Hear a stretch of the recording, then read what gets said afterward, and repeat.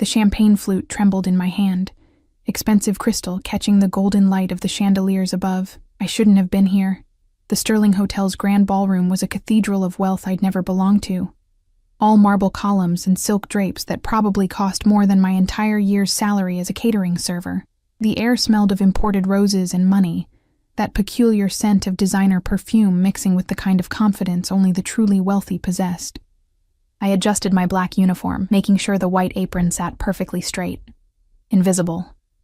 That's what we were supposed to be. Ghosts moving between the glittering guests, refilling glasses, clearing plates, existing only to serve. "More champagne here," a woman's voice called out, sharp and entitled. I moved toward her table, my worn flats silent against the polished floor. My feet ached. 3 hours into this shift and we had 5 more to go. The tray felt heavier with each step, but I couldn't afford to show weakness.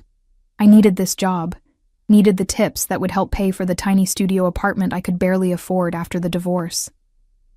After Marcus, I pushed the thought away, focusing on pouring champagne with steady hands. The guests didn't even look at me. To them, I was furniture, a function. I preferred it that way, honestly. Being noticed meant being vulnerable, and I'd had enough of that to last a lifetime. "Emma, table 7 needs attention," my supervisor hissed as she passed, her own tray loaded with hors d'oeuvres that looked like tiny works of art. Table 7 sat in the corner, partially hidden by an ornate screen. I could see expensive suits, the glint of gold watches. I approached carefully, professionally, my server's smile fixed in place. That's when I smelled it. Bergamot and cedar. Expensive and dark. The kind of cologne that didn't come from department stores. It wrapped around me before I even saw him, and something in my chest tightened with an instinct I didn't understand. "Danger," my body whispered. "Predator." I looked up. He sat at the head of the table, and the world seemed to tilt slightly on its axis. Dark hair swept back from a face that could have been carved from marble. All sharp angles and aristocratic features that would have been beautiful if they weren't so utterly cold. His suit was black, tailored so perfectly it seemed like a second skin. And when his eyes lifted to meet mine, I forgot how to breathe. Gray. His eyes were gray. Like smoke. Like steel. Like a storm about to break. "Champagne?" I managed, my voice steadier than I felt. He didn't answer, just watched me with an intensity that made my skin prickle. The men around him, clearly subordinates, clearly dangerous in their own right, had gone silent, waiting. One of them, a mountain of a man with a scar across his jaw, leaned forward slightly, protective. "Yes," the man finally said, his voice low and accented. Italian, I thought, though softened by years away from home. "Thank you." I poured, acutely aware of his gaze tracking every movement.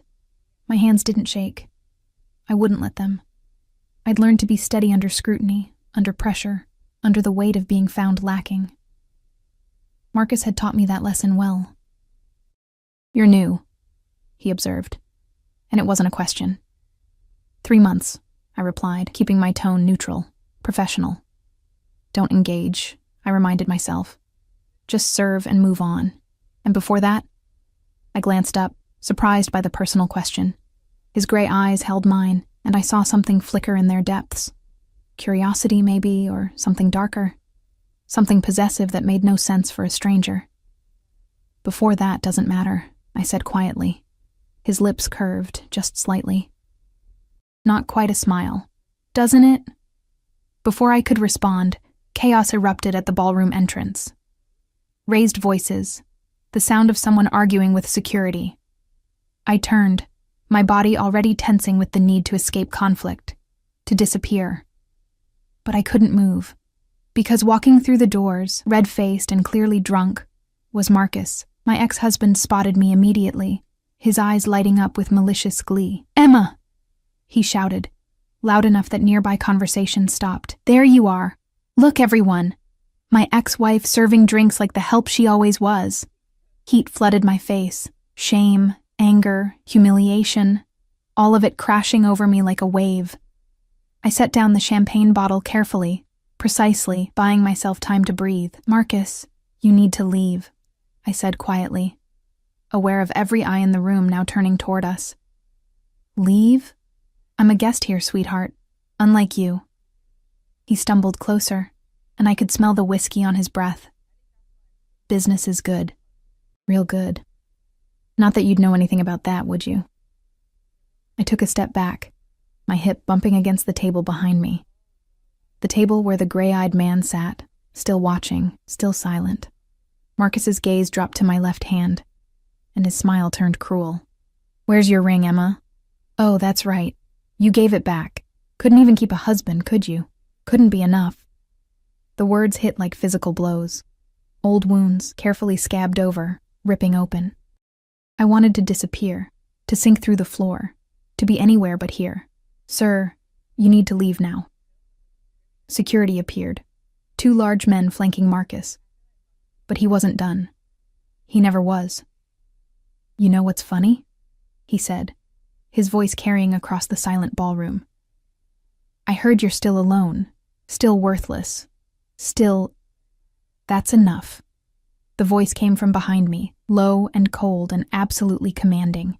I felt him before I saw him, that bergamot and cedar scent. The heat of him close. Too close.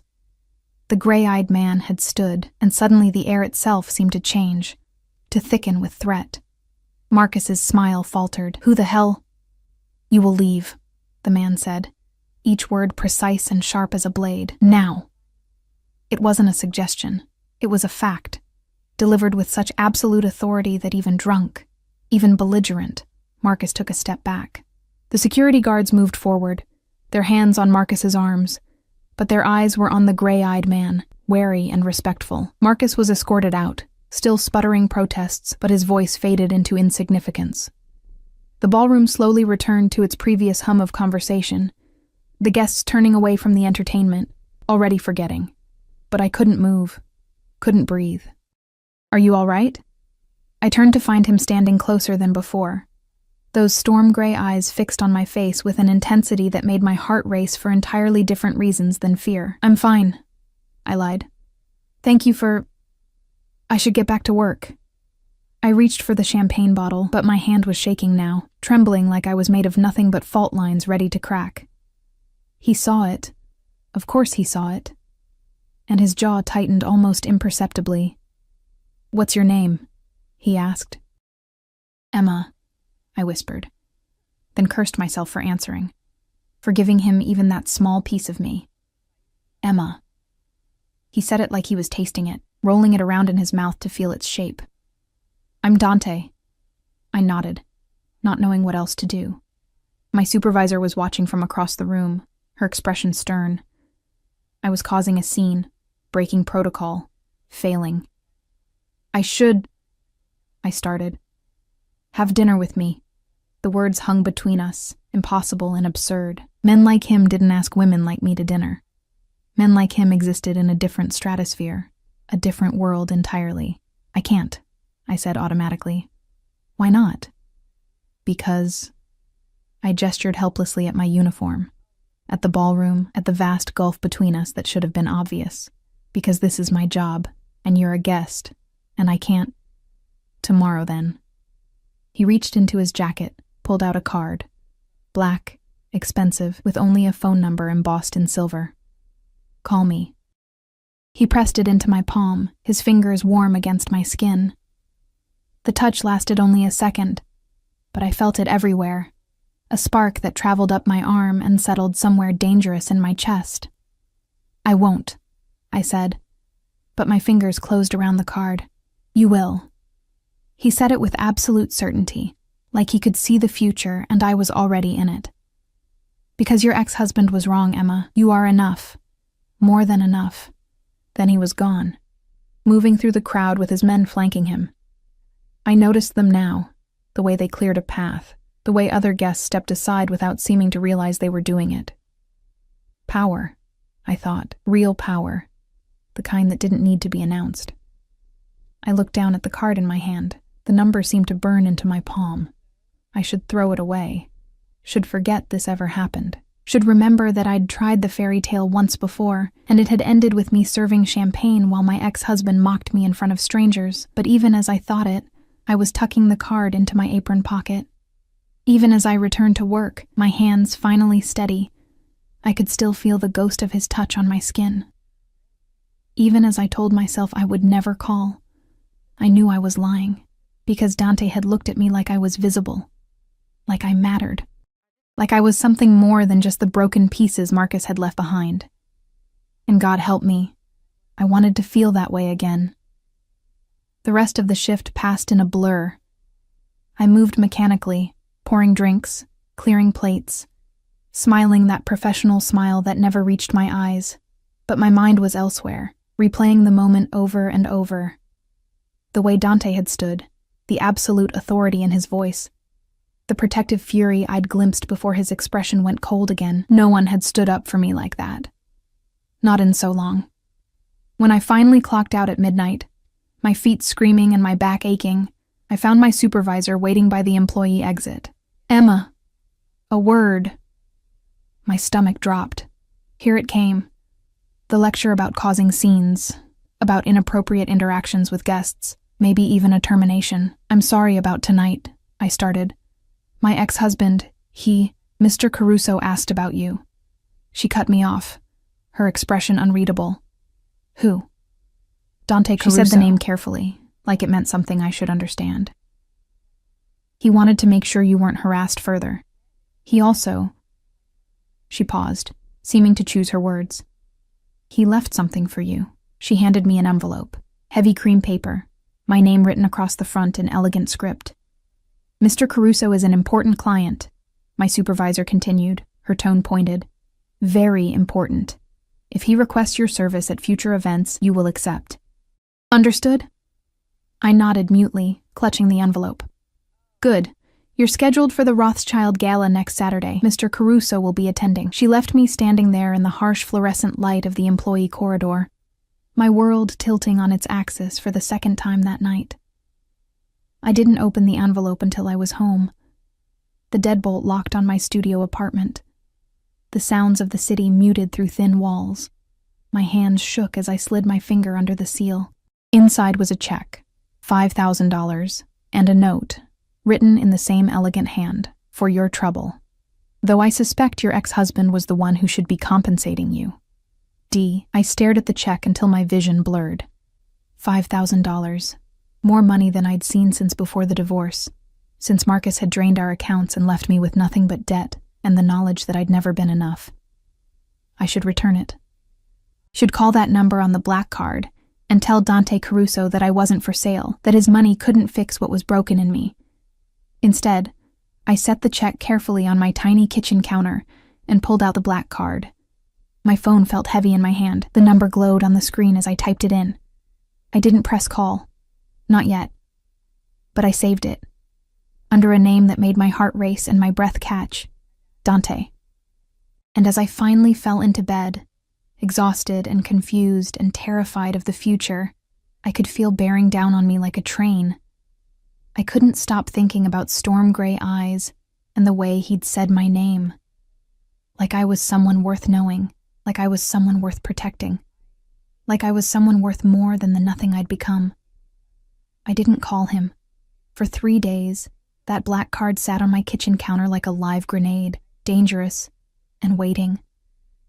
I'd pick it up while drinking my morning coffee, turn it over in my fingers while eating microwave dinners, stare at it before bed like it might explode if I looked away.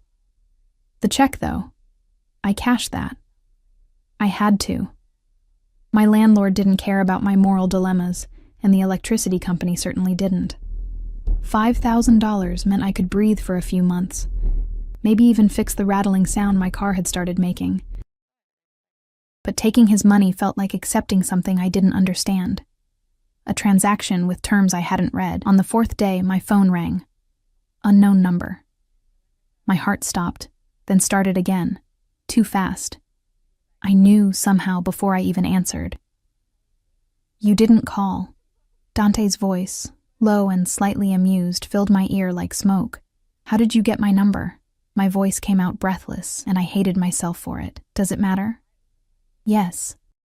I stood from my threadbare couch, pacing the small space of my apartment. That's not normal. I needed to know you were safe. His tone shifted, losing the amusement. After your ex-husband's display, I wanted to ensure he didn't bother you again. Something cold slithered down my spine. What did you do? Nothing he didn't deserve. A pause. He won't approach you again, Emma. You have my word. I should have been horrified. Should have demanded answers, should have hung up and blocked the number. Instead, I felt something warm and dangerous unfurl in my chest. Relief. Safety. Things I hadn't felt in so long I'd forgotten what they tasted like. The gala is tomorrow night, he continued, as if we were discussing the weather. I'll send a car for you. 7 o'clock. I'll be working the event, I said, confused. I don't need... Not as staff. As my guest. The words hit me like cold water. What? Wear something beautiful. The car will wait if you're not ready. His voice softened, just slightly. Please, Emma. He hung up before I could refuse. I stared at my phone, my heart hammering against my ribs. This was insane. I didn't know this man. Didn't know anything about him except that he had money, power, and eyes that saw through me like I was made of glass, and that when Marcus had tried to humiliate me, Dante had stepped between us like a wall made of stone and fury. I called my supervisor. About the Rothschild gala tomorrow. You're not scheduled anymore, she interrupted, her tone strange. Careful. Mr. Caruso requested the change. You'll still be paid, of course. He was very generous about the compensation. Of course he was. I see, I managed. Emma. She hesitated. Be careful. Men like Dante Caruso. They don't do anything without a reason. The line went dead. I spent the next 24 hours in a state of barely controlled panic. I had nothing to wear to a gala. My closet held server uniforms, clearance rack jeans, and a single black dress I'd worn to my divorce hearing. Nothing beautiful. Nothing worthy of standing next to a man who wore power like other men wore cologne. At 6:30 the next evening, there was a knock at my door. I opened it to find a woman in an elegant suit, holding garment bags and makeup cases. Behind her, 2 more women carried shoeboxes and jewelry cases. Ms. Emma Hart? The first woman smiled warmly. Mr. Caruso sent us. We're here to help you prepare. I stood frozen in my doorway, overwhelmed. I can't. This is too much. Mr. Caruso was very specific, she said gently. He said you would argue. He also said to tell you that refusing would hurt his feelings, and that he's not accustomed to having his feelings hurt. Despite everything, I felt my lips twitch. Manipulative bastard. Fine, I heard myself say. Come in. They transformed my tiny apartment into a salon. The dress they pulled from the garment bag made my breath catch. Deep emerald silk that shimmered like water, elegant and simple, and probably worth more than my car. The shoes were Louboutin. The jewelry was... I didn't even want to know. When they finished, I barely recognized the woman in my bathroom mirror. My dark hair fell in soft waves. My skin glowed. My eyes looked wider, more vibrant against the emerald silk. I looked like someone who belonged in Dante's world. I looked like someone Marcus would regret losing. The thought came unbidden and made me flinch. At exactly 7 o'clock, my phone buzzed. The car is here. D. I took a breath, grabbed the small clutch they'd provided, and headed downstairs. The car was a Mercedes, black and sleek, and probably armored, though I didn't know enough about these things to be sure. A driver in a crisp suit opened the door, his eyes professional and carefully blank. The interior smelled like leather and that bergamot cedar scent I'd come to associate with danger. With Dante. The drive took 20 minutes through evening traffic. I watched the city pass outside the tinted windows, my hands twisted together in my lap. What was I doing? This was crazy. I should tell the driver to turn around. Should run back to my safe, small life where I understood the rules, but I didn't. The Rothschild mansion was lit up like a jewel box, all golden light and classical architecture. Guests in designer gowns and tuxedos climbed the wide steps, and I felt my courage falter. The driver opened my door. Mr. Caruso is waiting inside, Ms. Hart. I forced myself to move, to climb those steps on shaking legs. At the entrance, a man in a dark suit, security clearly, nodded at me. "Miss Hart, please follow me." He led me through the crowded foyer, past champagne towers and string quartets, through rooms where I recognized faces from magazine covers and television screens. Everyone glittered. Everyone belonged. Everyone except me. We reached a private salon, smaller than the main ballrooms, elegant and quieter. And there, standing by the window with a glass of whiskey in his hand, was Dante. He turned as I entered, and whatever words I'd been preparing died in my throat.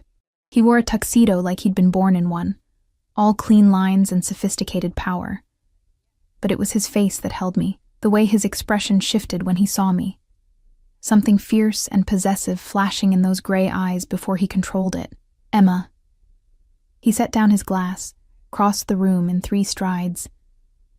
"You look..."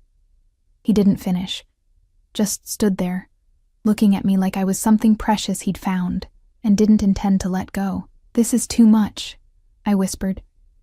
"The dress, the car, all of this, it's nothing." He reached out, his fingers gentle as they tilted my chin up. "You deserve beautiful things, Emma. You deserve to be treated like you matter." "You don't know me," I said, but my voice shook. "You don't know anything about me, then let me learn." His thumb brushed across my cheekbone and I shivered. "Have dinner with me. Talk to me. Let me see you." "Why?" The question burst out of me, desperate. "Why me? I'm nobody. I'm just..." "You're not nobody." His voice went hard, almost angry. "Don't ever say that again." The intensity in his gaze should have frightened me.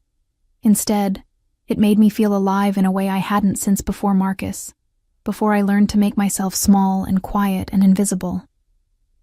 "I don't understand this," I admitted. "Neither do I." He stepped back, creating distance, though his eyes never left mine. "All I know is that I saw you in that ballroom, exhausted and hurting and trying so hard to be invisible, and something in me recognized you." "Recognized me as what?" "Mine." The word hung between us, possessive and absolute. I should have run. Should have been terrified by the certainty in his voice, by the way he looked at me like I was already his, like the choice had been made before I'd even known there was a choice to make. Instead, I felt heat bloom in my chest, dangerous and addictive. "I was married before," I said, needing him to understand. "It ended badly. I'm not good at this." He was a fool. Dante's jaw tightened. "And he hurt you." It wasn't a question. "Yes." The admission felt like opening a vein. "He won't again." He said it with such finality, such dark promise, that I believed him. "No one will.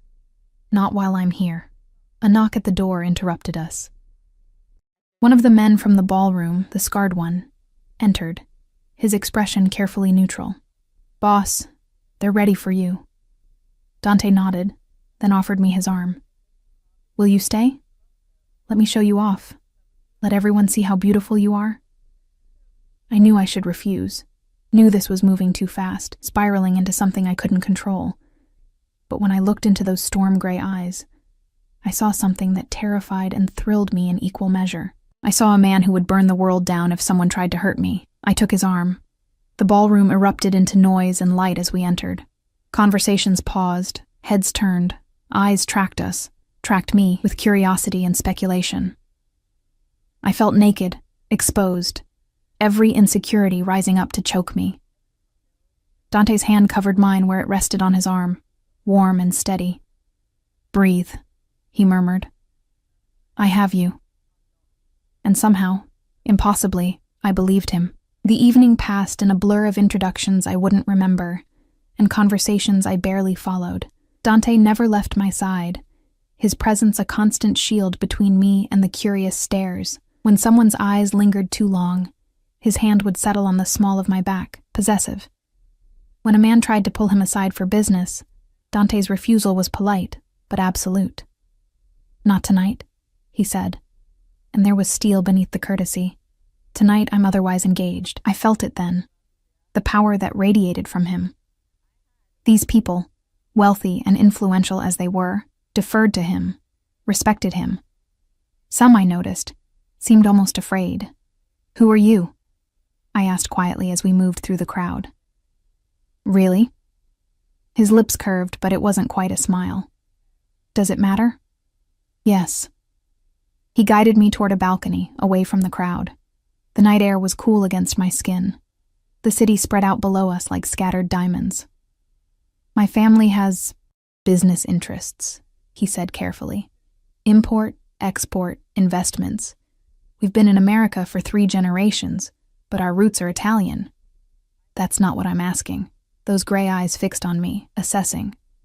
"No," he agreed, "it's not." "Are you dangerous?" My heart hammered, but I needed to know. "Yes." He didn't hesitate, didn't try to soften it. "Very." "Should I be afraid of you?" "No, Dolcezza." The endearment rolled off his tongue like honey and smoke. "Never of me." "But for me, perhaps.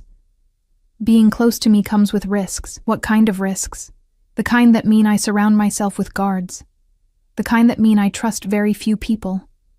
The kind that mean—" He stopped, his jaw tightening. "The kind that mean I shouldn't be standing here with you, pulling you into my world, but I'm too selfish to let you go." I should have walked away, should have thanked him for a lovely evening and returned to my safe, small life.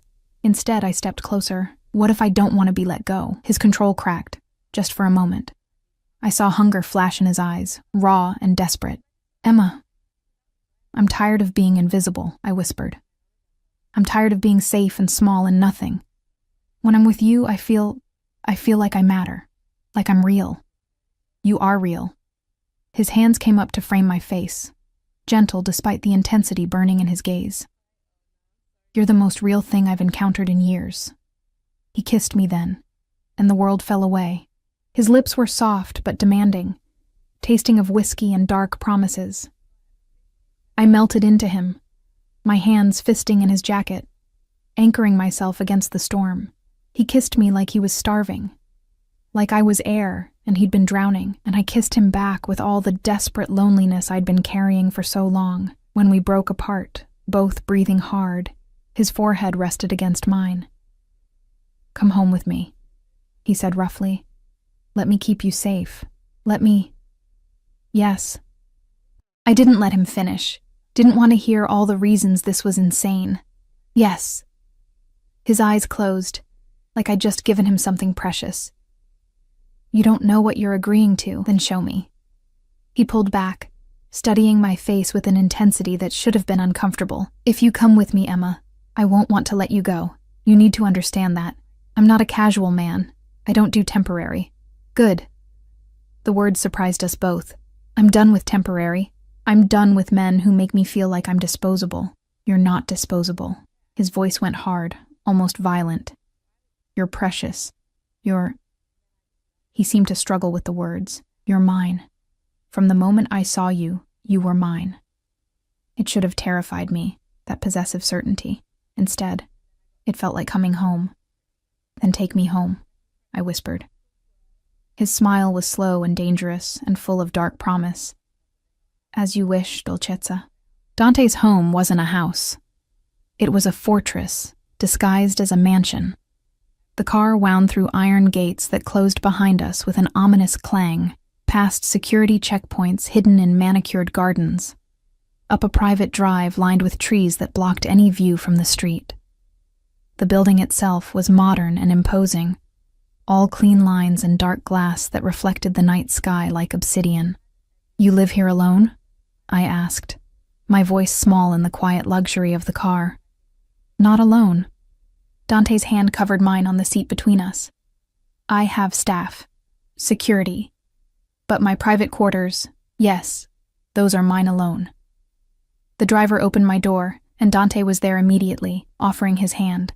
I took it, letting him guide me up marble steps to massive double doors that opened before we reached them. Inside, the foyer was breathtaking. Soaring ceilings, art that probably belonged in museums, furniture that screamed old money and dangerous taste. But what caught my attention were the men. They stood at intervals throughout the space, all wearing dark suits, all with the same watchful, dangerous air. Guards. I counted 6 before I stopped, suddenly very aware of what security meant in Dante's world. "Marco," Dante addressed the scarred man from the gala, who appeared as if summoned. "We're not to be disturbed. Make sure the perimeter is secure." "Already done, boss." Marco's eyes flicked to me, assessing but not unkind. "Ms. Hart." I nodded, unsure of the protocol. Dante led me through the house, past rooms I barely registered, until we reached a private wing. Here, the atmosphere changed. Warmer, more lived in. He opened a door to what was clearly his study. All dark wood and leather, with floor-to-ceiling windows overlooking the city. "Drink?" he offered, moving to a bar that probably cost more than my car. "Just water, please." My voice shook slightly. He poured water for me, whiskey for himself, then guided me to a leather sofa that felt like sitting on a cloud. He sat beside me, close but not touching, giving me space I wasn't sure I wanted. "You're shaking," he observed quietly. "I'm terrified," I admitted. "Of me? Of this? Of how fast this is happening? Of how much I want—" I stopped, pressing my lips together. "How much you want what?" His voice went low, intimate. "You." The word came out barely above a whisper. "I want you, and I don't understand why. I don't know you. I don't know anything about your life, your business, why you have armed guards, or why people look at you like you're something between a king and a killer. Perhaps I'm both." He set down his glass, turning to face me fully. "Emma, what I'm about to tell you, it doesn't leave this room. Not ever. Do you understand?" My heart hammered. "Yes. My family's business isn't entirely legal." He said it calmly, watching my reaction. "We control ports, shipping routes, certain territories. We settle disputes that can't go through official channels. We have our hands in industries that operate in the shadows. You're in the Mafia." I said it flatly, needing the words spoken plainly. "That's a crude term, but yes. My grandfather built this empire. My father expanded it. Now it's mine." His jaw tightened. "I won't apologize for what I am, Emma. I won't lie to you about it, but I also won't let it touch you if I can help it." I should have run. Should have demanded he take me home immediately. Instead, I asked, "Why tell me?" "Because I want you in my life, and my life comes with truths that aren't pretty." He reached out, his fingers gentle on my cheek. "Because you deserve honesty, even when it's ugly. And because—" He paused, something vulnerable flickering in his eyes. "Because I haven't felt this way about anyone in so long I'd forgotten what it was like." "What way?" "Protective. Possessive. Desperate." His thumb traced my lower lip and I shivered. "I saw you being hurt by that bastard ex-husband, and I wanted to kill him. I still do. The only thing stopping me is that it would upset you." The casual way he said it, like murder was just another option on the table, should have horrified me. Instead, something dark and wounded inside me whispered, "Someone would kill for you. Someone thinks you're worth protecting." "What did you do to Marcus?" I needed to know.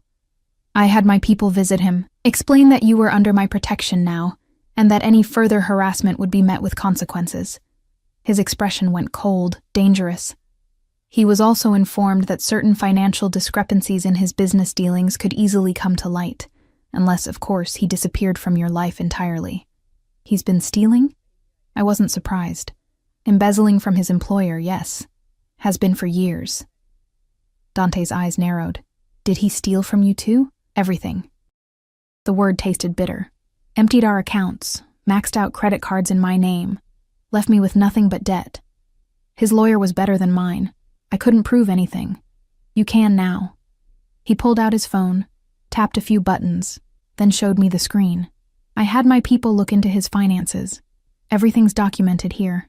Every transaction, every theft. Enough to put him in prison for a decade, at least. I stared at the evidence, my hands trembling. "How did you—" "I have resources, and I take care of what's mine." He said it simply, like it was obvious. "Say the word, Emma, and he'll face charges. Or say another word and he'll simply disappear. Your choice." The power he was offering me was intoxicating and terrifying. Justice, served cold. by a man who played by rules I didn't understand. I just want him gone, I whispered. I just want to never see him again. Done! Dante set his phone aside, his attention returning fully to me. He won't bother you. Ever, I believed him. God help me. I believed every word. Why me? The question I'd been holding back finally escaped. You could have anyone. Women who understand your world, who belong in it. Why a broke server with an ex-husband and trust issues? He was quiet for a long moment, his gaze distant. 5 years ago I was engaged, he finally said. Sophia. Beautiful, sophisticated, from a family like mine. Everything was arranged, the wedding, the merger of our families, the future we'd build together. Jealousy, sharp and unexpected, cut through me. What happened? She was killed. His voice went flat, empty. A rival family sending a message. They put a bomb in her car. She died instantly. Oh, Dante. I reached for him without thinking, my hand on his arm. I loved her, he continued, his eyes on mine now, seeing through me. Or I thought I did. But what I felt for her was nothing compared to what I felt the moment I saw you. My breath caught. That's impossible. You don't even know me, don't I? He shifted closer, his hand cupping my face. I know you're stronger than you think. I know you've been hurt, and you're still standing. I know you work yourself to exhaustion trying to survive, trying to be invisible, trying to be enough for people who never deserved you. His thumb brushed away a tear I didn't realize had fallen. I know that when you smile, really smile, it's like the sun coming out. And I know that I will burn this entire city down before I let anyone hurt you again. You're insane, I whispered, but I was leaning into his touch. Probably. His lips curved. But I'm your kind of insane, aren't I? He kissed me before I could answer, and this time there was no gentleness. Just hunger, desperate and consuming.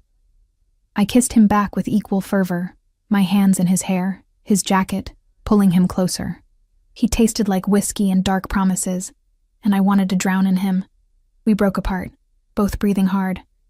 Stay, he said roughly. Tonight, tomorrow. Stay with me. I have work. Call in sick. His hands were in my hair, tilting my head back so he could trace kisses down my throat. Let me take care of you. Let me show you what it's like to be treasured. Dante. Please, Emma. The vulnerability in his voice undid me. I haven't asked anyone for anything in so long, but I'm asking you. Stay. I knew it was a mistake. Knew I was diving into water too deep, too dark, too dangerous. But I was so tired of being careful, so tired of being alone. Okay, I breathed. I'll stay. The next 2 weeks passed in a blur of impossible luxury and growing obsession. Dante gave me a room in his private wing, a suite larger than my entire apartment, with a bathroom full of marble and gold fixtures, a closet that filled with designer clothes I didn't ask for but that appeared anyway. But I rarely slept there. Most nights I ended up in Dante's bed, wrapped in his arms, listening to him breathe in the darkness. He held me like I might disappear, possessive even in sleep. He was insatiable in his need to know everything about me, my childhood, my dreams, my favorite foods, the books I loved, the music that made me cry. He asked questions like he was memorizing me, storing away every detail in some vast internal database. And he gave me pieces of himself in return. I learned that he spoke 4 languages fluently, that his mother had died when he was 12, leaving him in the care of a father who trained him to be ruthless, that he'd killed his first man at 16, a rival who'd threatened his younger sister, Lucia, who now lived in Italy, safe from this life.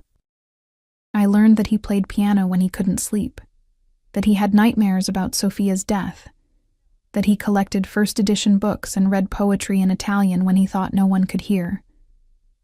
I learned that beneath the dangerous exterior was a man who craved connection, who was desperately lonely, who'd built walls so high he'd forgotten how to let anyone in. Until me. You're staring, I said one morning, waking to find him propped on one elbow, watching me with those storm-gray eyes. I like looking at you. He traced a finger down my arm, leaving goosebumps in its wake. You're beautiful when you sleep, peaceful. I feel peaceful here. It was true. Despite everything, despite the armed guards, Despite knowing what he was, despite the danger that lurked at the edges of this perfect bubble, I felt safe. Is that wrong? No, Dolcezza. It's exactly right. He leaned down, kissed me softly.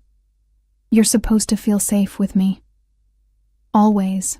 On the 15th day, but the bubble couldn't last forever. I was in Dante's study, reading while he worked at his desk, when Marco appeared in the doorway. His expression was grim. Boss, we have a problem. Dante's eyes cut to me, then back to Marco. My office. Now. He kissed my forehead.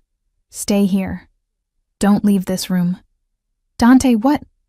Please, Emma. Trust me. His eyes were hard, dangerous. The ruthless man I'd glimpsed but never truly seen. Stay here. He left, and I heard the click of the lock. He'd locked me. Panic fluttered in my chest. I moved to the door, tried the handle. Solid. I was trapped. For protection, I told myself. He's keeping you safe. But my hands were shaking as I pressed my ear to the door, trying to hear. Voices low and urgent. Dante's, controlled but with an edge of fury I'd never heard before. Marco's delivering information I couldn't quite make out. Then a word that made my blood run cold. Valentino. And another. Retaliation. I backed away from the door, my heart racing. This was real. The danger, the violence, the world Dante lived in. It wasn't just theory anymore. It was here, pressing against the walls of our perfect bubble. 20 minutes later, the lock clicked. Dante entered, his expression carefully controlled. But I could see the tension in his shoulders, the fury burning in his eyes. What happened? I asked. Nothing you need to worry about. He moved to pour himself a drink, his movements precise. Don't do that. I stood, crossing to him. Don't shut me out. You said you'd be honest with me. His jaw tightened. A rival family made a move against one of my operations. It's handled. Handled how? Emma. How, Dante? He slammed the glass down, making me flinch. Then his eyes went soft, horrified. I'm sorry. I'm sorry, Dolcezza. I didn't mean to. He reached for me, and I let him pull me close. I would never hurt you. Never. I know. And I did. But I need to understand what I'm part of now. What being with you means. He was quiet for a long moment, his arms tight around me. It means you're a target, he finally said, his voice rough. It means that anyone who wants to hurt me will see you as a weakness. It means I have to keep you surrounded by guards, locked away, protected every second. He pulled back to look at me. It means I should let you go, send you back to your safe, normal life, before someone uses you against me. Is that what you want? My voice shook. No. The word was torn from him. God help me, no. I want to keep you here, locked in this house where nothing can touch you. I want to chain you to me so you can never leave. I want... He stopped, his control cracking. I want you more than I've wanted anything. And it's going to get you killed. Then teach me, I said, my hands on his face making him look at me. Teach me how to survive in your world. Don't lock me away like I'm made of glass. Trust me to be strong enough. His eyes searched mine, desperate and afraid and hungry. You don't know what you're asking. Yes, I do. I rose on my toes, kissed him hard. I'm asking you to let me choose you. Danger and all. I'm asking you to stop trying to protect me from you and start teaching me how to protect myself. Emma, I love you. The words fell between us like stones, heavy and irrevocable. I know it's too soon. I know it's crazy, but I love you. And I'm not going anywhere. He stared at me like I'd just given him the world and taken it away at the same time. Then he was kissing me, desperate and fierce, his hands in my hair, holding me like I was the only solid thing in his universe. I love you, he said against my lips, his voice breaking. Ti amo, Dolcezza. I love you so much it terrifies me. We didn't make it to the bedroom. The next morning, I woke to find Dante already dressed, standing by the window with his phone pressed to his ear. His voice was low, controlled, but I could hear the steel beneath it. I don't care what Valentino thinks he's owed. He crossed a line. A pause. Then make him understand, permanently, if necessary. He hung up, and only then seemed to notice I was awake. His expression softened immediately, the ruthless boss disappearing behind the man who loved me. "I didn't mean to wake you," he said, crossing to the bed. "Who's Valentino?" I asked, sitting up and pulling the sheet around myself. Dante's jaw tightened. "A problem I'm handling." "That's not an answer." He sat on the edge of the bed, his hand reaching out to tuck a strand of hair behind my ear. "Marco Valentino runs a rival family. We've had an uneasy peace for years, territories divided, operations separate. But he's been testing boundaries, pushing into areas that belong to me. And last night, he hit one of my warehouses, burned it to the ground." Dante's eyes went cold. "He's sending a message, trying to make me look weak. What are you going to do?" "What I have to." He stood, his posture rigid. "I need to meet with my captains this afternoon, plan our response. You'll stay here with guards." "No." I climbed out of bed, wrapping the sheet around myself like armor. "You said you'd teach me. You said you'd stop locking me away." "This is different, Emma. This is dangerous. Everything about you is dangerous." My voice rose, frustration spilling over. "But I chose this. I chose you.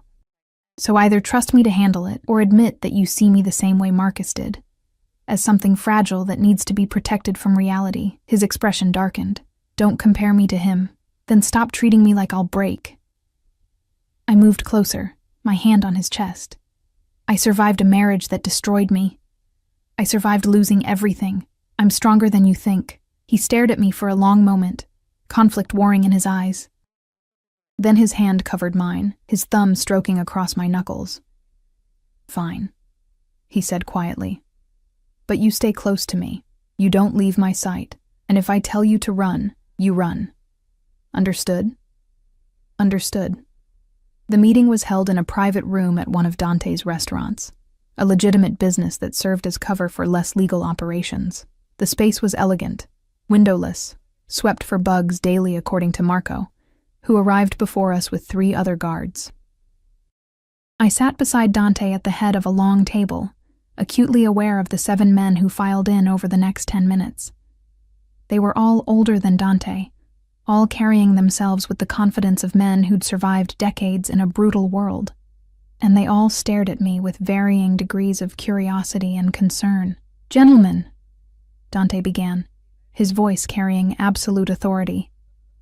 "This is Emma. She's under my protection, and she's staying. Anyone has a problem with that?" Silence. Then an older man with silver hair and cold blue eyes spoke. "With respect, boss, bringing a civilian into this meeting is my decision." Dante cut him off. "And my decision is final. Now, shall we discuss Valentino, or would you prefer to continue questioning my judgment?" The man sat back, his expression carefully neutral, but I saw the calculation in his eyes, the assessment. I was a weakness, a liability, something that could be used against Dante. I lifted my chin and met his stare evenly. I wouldn't cower. The meeting proceeded with brutal efficiency. Maps were spread across the table, territories marked, operations detailed. Valentino had indeed been pushing boundaries, stealing shipments, bribing dock workers, intimidating business owners who paid Dante for protection.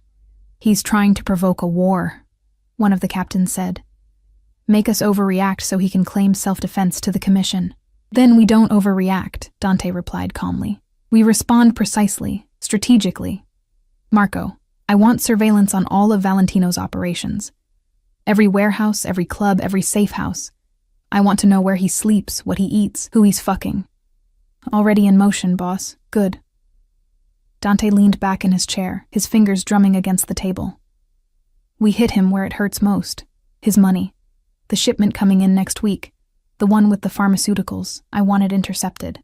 That's 10 million in product," another captain said. "He'll have it heavily guarded. I don't care if he has an army." Dante's voice went cold. "I want that shipment, and I want him to know it was me who took it."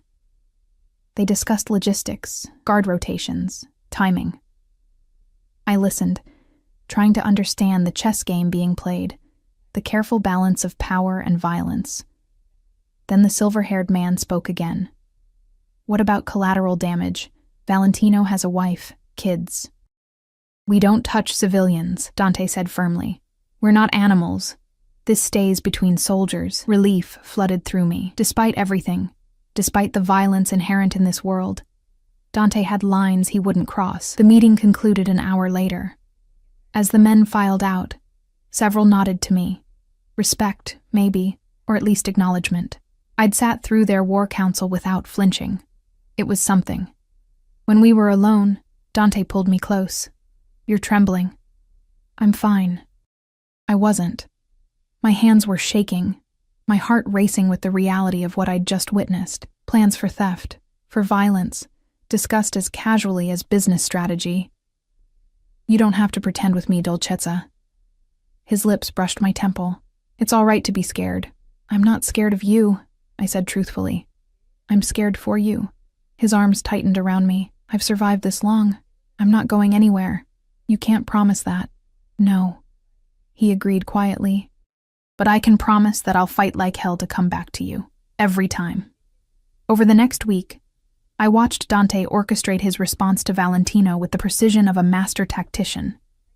Guards were repositioned, surveillance established, plans refined and refined again. He kept me close, as promised. I attended meetings, learned names and faces, began to understand the intricate web of loyalty and fear that held his organization together. And I saw the toll it took on him. Late at night, when he thought I was sleeping, I'd feel him leave the bed. I'd hear him in his study, on the phone, his voice low and hard. Sometimes I'd wake at 3 a.m. to find him at the piano, playing melancholy pieces that made my chest ache. You need to sleep, I said one night, padding into the study in one of his shirts. Can't. He didn't look up from the papers spread across his desk. The shipment arrives tomorrow. Everything needs to be perfect. I moved behind him, my hands on his shoulders, kneading the tension I found there. When was the last time you slept more than 3 hours? I'll sleep when this is over, Dante. I can't afford mistakes, Emma. He finally looked up at me, and I saw the exhaustion in his eyes, the weight of responsibility. One wrong move, one miscalculation, and people die. My people. Maybe even you. Then let me help. I circled the desk, perched on the edge in front of him. Tell me what you need. I need you safe. His hand settled on my thighs, warm through the thin fabric. I need to know that when this gets ugly, and it will get ugly, you're somewhere Valentino can't reach you. Where would that be? Here? Surrounded by your guards? Some safe house where I'll go crazy waiting? I cupped his face, making him look at me. I'm safest with you, right here. You have too much faith in me. I have exactly the right amount of faith in you. I leaned down, kissed him softly. Come to bed. You can't plan if you're too exhausted to think straight. 5 more minutes. Now, Dante. I stood, pulling him up with me. Your captains have their orders. Your men know what to do. You've done everything you can. Now come to bed and let me take care of you. He followed, too tired to argue. In the bedroom, I pushed him down onto the mattress, straddled his hips, and began unbuttoning his shirt. Emma. Shh. I kissed his throat, his collarbone, working my way down. You take care of everyone else, tonight. Let me take care of you. I made love to him slowly, tenderly, until the tension finally left his body and he fell asleep in my arms, his head on my chest, vulnerable in a way he'd never let anyone else see. I stayed awake, running my fingers through his hair, listening to him breathe, and tried not to think about tomorrow. The call came at 4 a.m. Dante was awake instantly, his phone in his hand before the second ring. Talk to me. I sat up, my heart hammering as I watched his expression go from focused to furious. When? A pause. How many? Another pause, longer this time. I'm on my way. He was already moving, pulling on clothes with practiced efficiency. Stay here. Lock the door. Don't answer for anyone but me or Marco. What happened?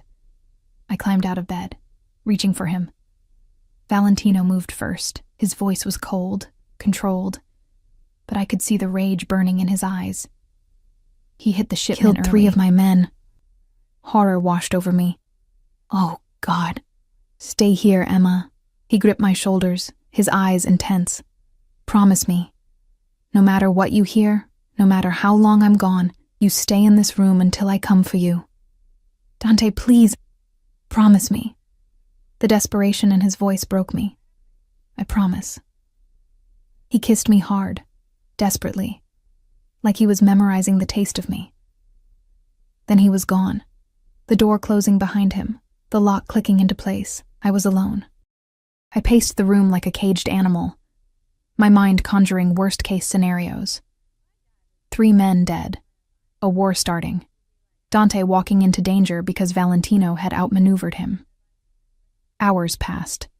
Dawn broke, painting the sky in shades of pink and gold that felt obscene given what was happening. My phone buzzed. A text from an unknown number. He should have stayed away from what's mine. My blood ran cold. I stared at the message, my hands shaking. Then another came through. A photo. Of me. Taken yesterday, walking through Dante's garden with guards flanking me. Taken from outside the property, from a distance, with a high-powered lens. Valentino knew where I was, knew what I looked like, knew that I mattered to Dante. I was exactly what Dante had feared.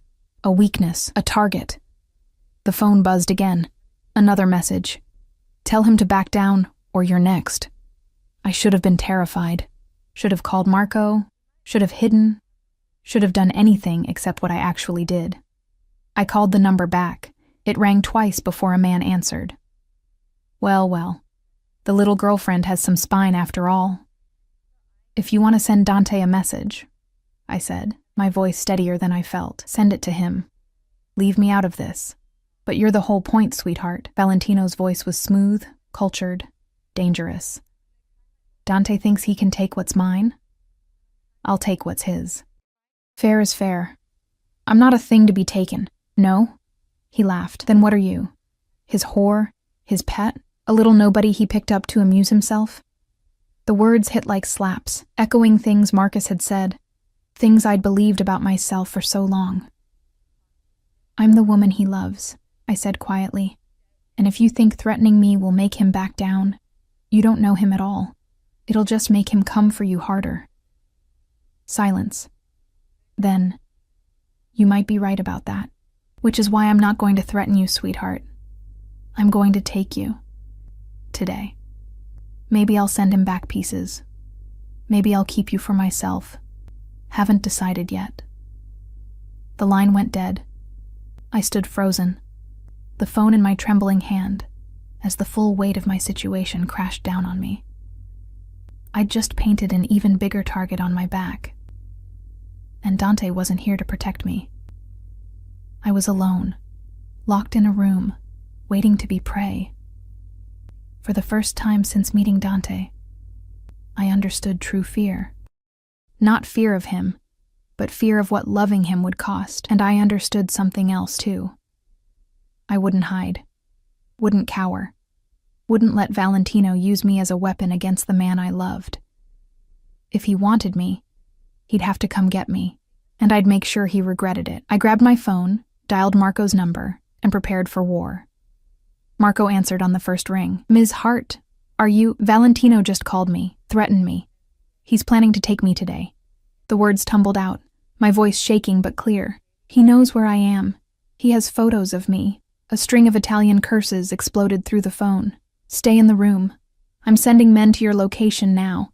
Don't open the door for anyone except me. I'm calling the boss. No. The word surprised us both. Dante is dealing with the aftermath of the attack. He doesn't need this distraction right now. With respect, Ms. Hart, you are his priority. He'll want to know. And when he finds out, he'll do something reckless. He'll come back here, leave himself exposed. Maybe get killed because he's trying to protect me instead of protecting himself. My hands were shaking, but my mind was clear. How long until you can get here? 10 minutes. Maybe less. Then we have 10 minutes to make this place a fortress. I moved to the window, looking down at the grounds. What do I need to do? Marco was quiet for a moment. Then, there's a panic room. In the closet, behind the mirrored door. The code is 0717, Dante's birthday. Get inside and lock it. It's bulletproof, soundproof. You'll be safe there until we arrive. I found the door, punched in the code with trembling fingers.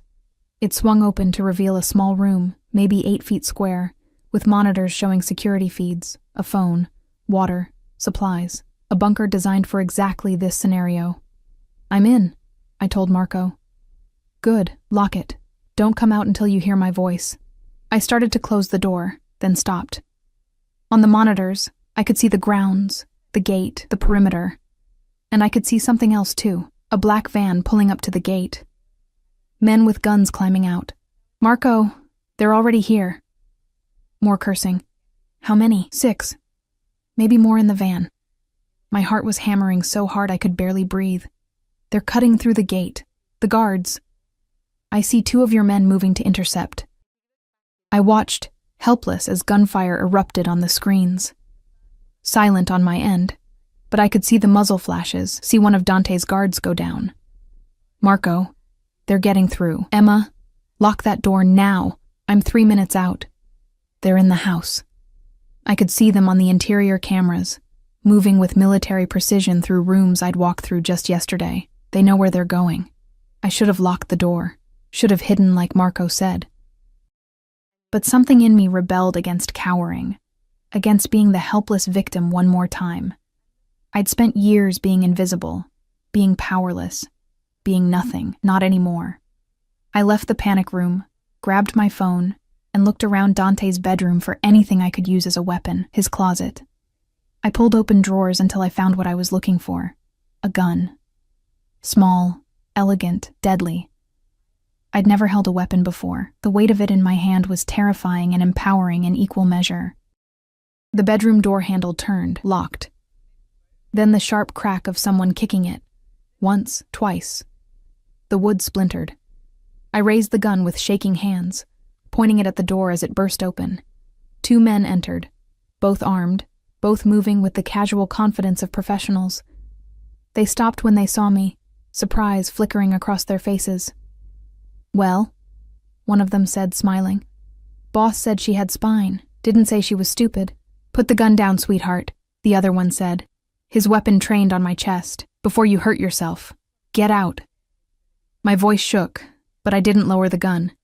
"Get out of this house." "Can't do that. We have orders." The first man moved closer, slow and careful. "You can come easy, or you can come hard. Your choice. I'm not going anywhere with you. See, that's not actually an option." He was close now. Too close. "Drop the gun, and..." I pulled the trigger.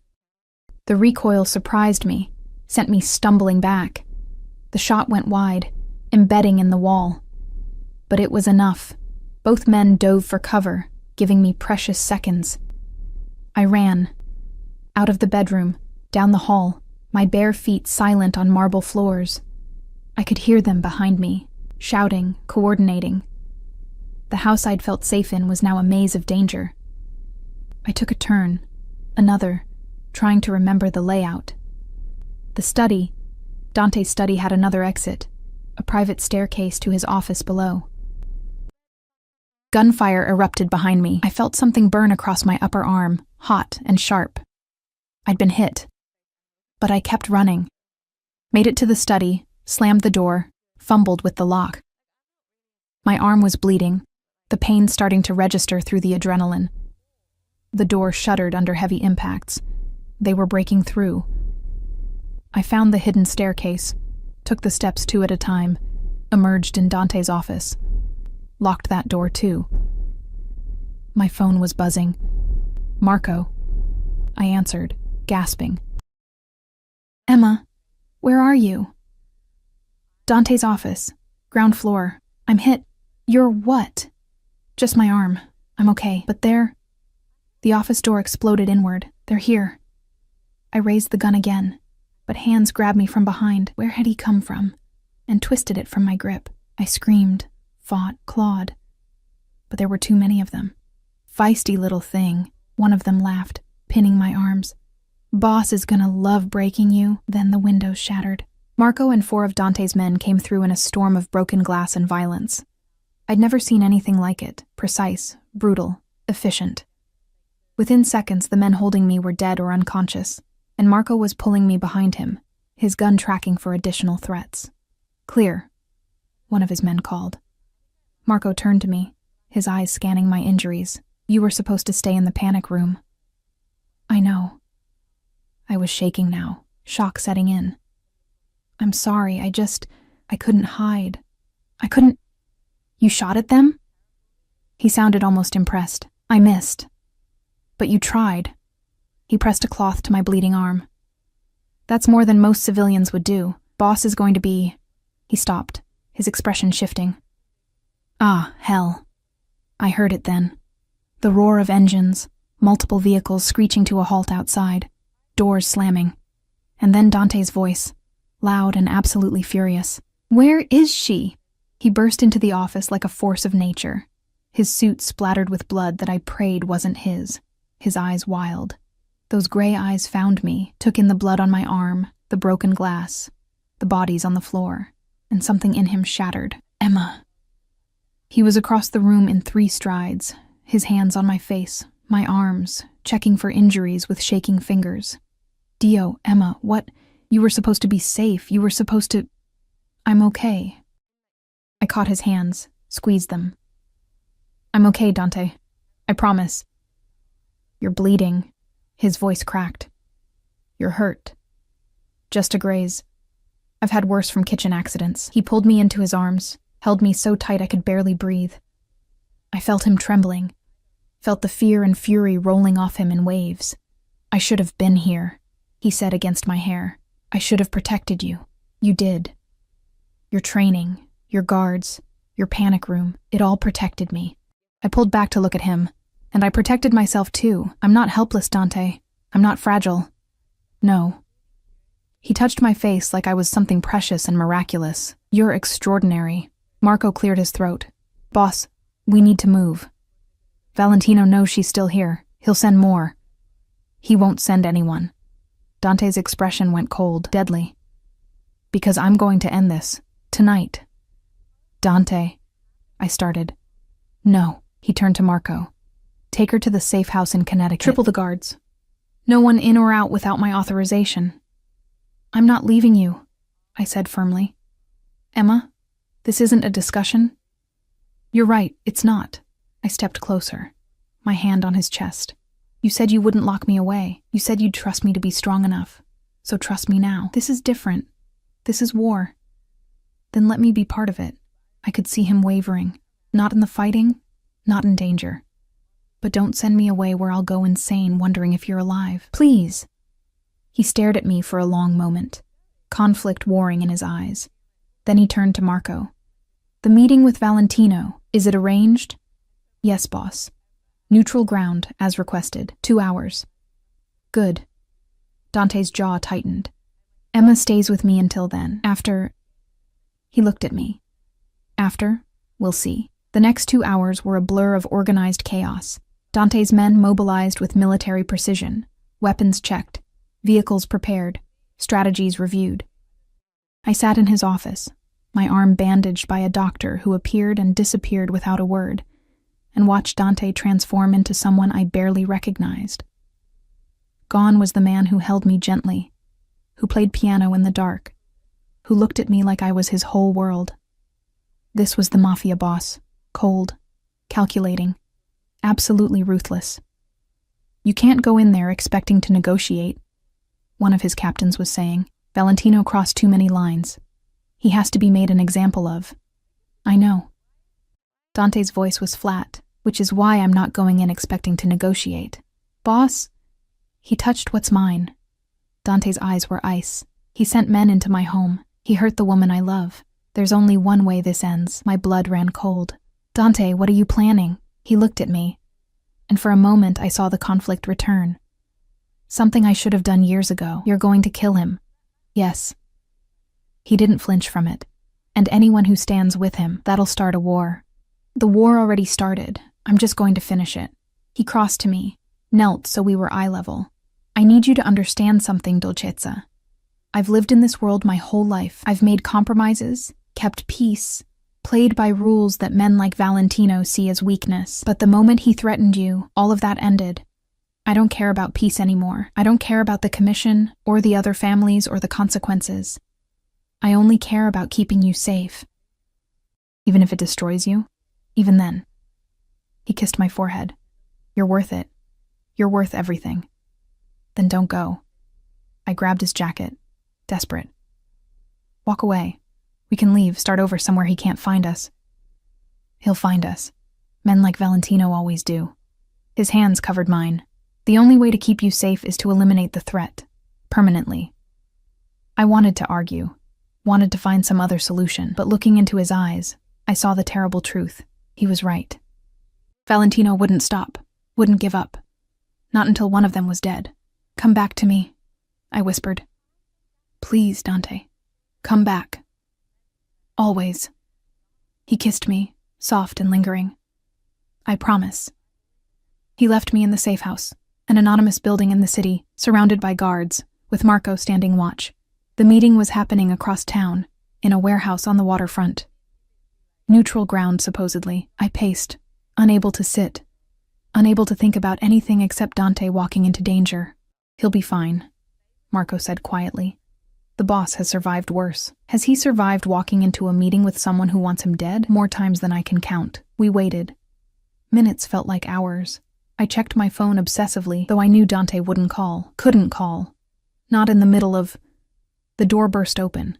I spun, heart in my throat, gun in hand before I realized I'd grabbed it, but it wasn't an enemy. It was one of Dante's men, breathing hard, blood on his suit.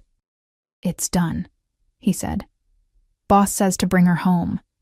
Valentino, Marco asked. Dead. Him and 6 of his captains. The rest surrendered. The man's smile was sharp. Boss sent their heads to the commission with a message. Anyone else who touches what's his ends the same way. I should have been horrified. Should have been disgusted by the violence, the brutality. Instead, I felt only relief. It was over. And the boss? I managed. Waiting for you.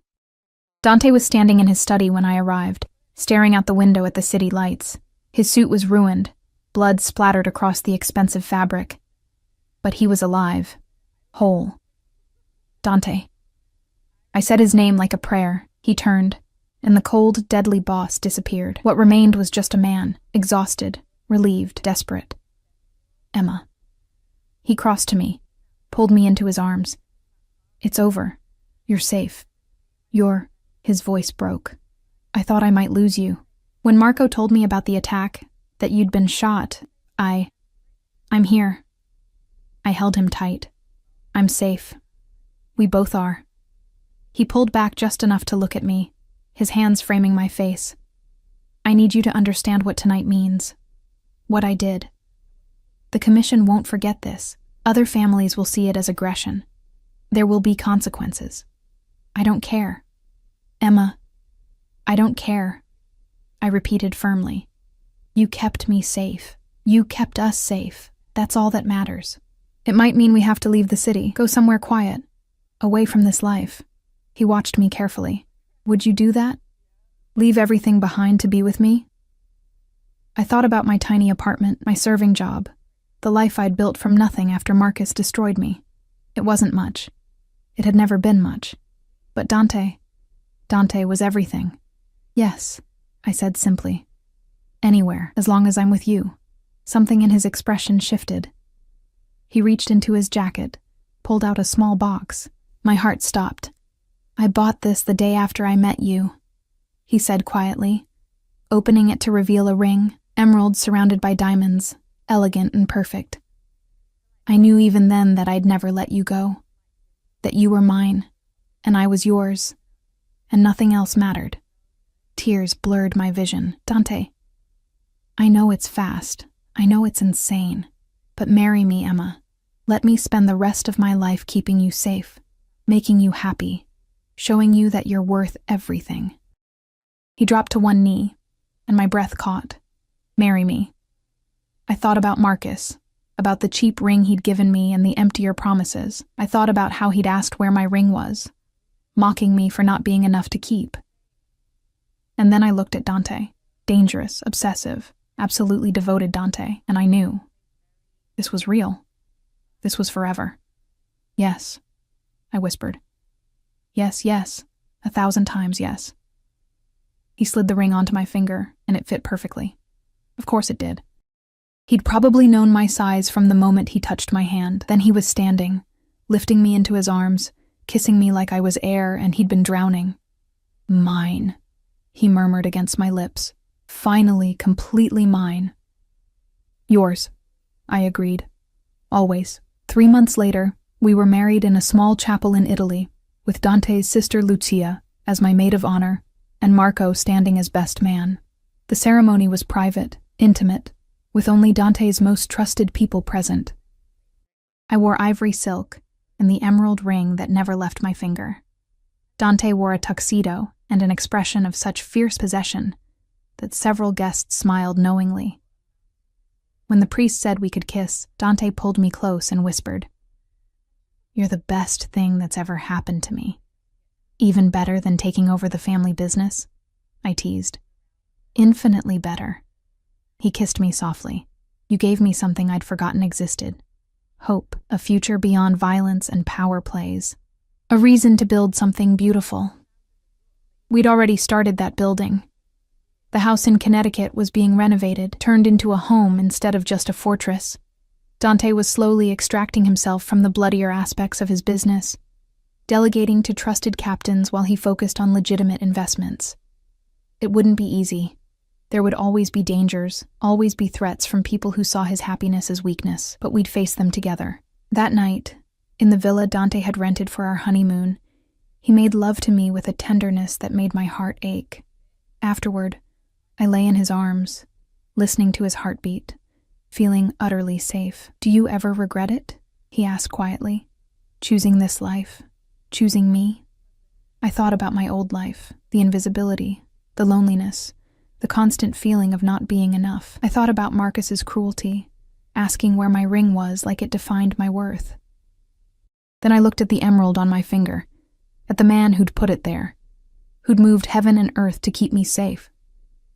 "Never," I said firmly. "You gave me something I'd lost, myself. You made me feel visible, valued, loved. How could I regret that? I love you, Emma Caruso." He said my new name like a benediction. "I love you too." I kissed him softly, my dangerous, obsessive, perfect husband. He smiled against my lips. "Perfect is a strong word. You're perfect for me. That's all that matters." And it was true. We weren't a fairy tale. We were something darker, more complicated, more real. A server and a mafia boss. A broken woman and a dangerous man. Two people who'd found each other in the chaos and decided to build something beautiful from the wreckage. As I drifted off to sleep in Dante's arms, safe and loved, and finally completely whole, I thought about how far I'd come. Marcus had asked where my ring was, using its absence to cut me down. Now I wore a ring that symbolized something he'd never understand. Real love, fierce protection, absolute devotion, and I'd never take it off. Not for anything. Not for anyone. Because I was Emma Caruso now, wife of Dante Caruso, and I was finally beautifully enough.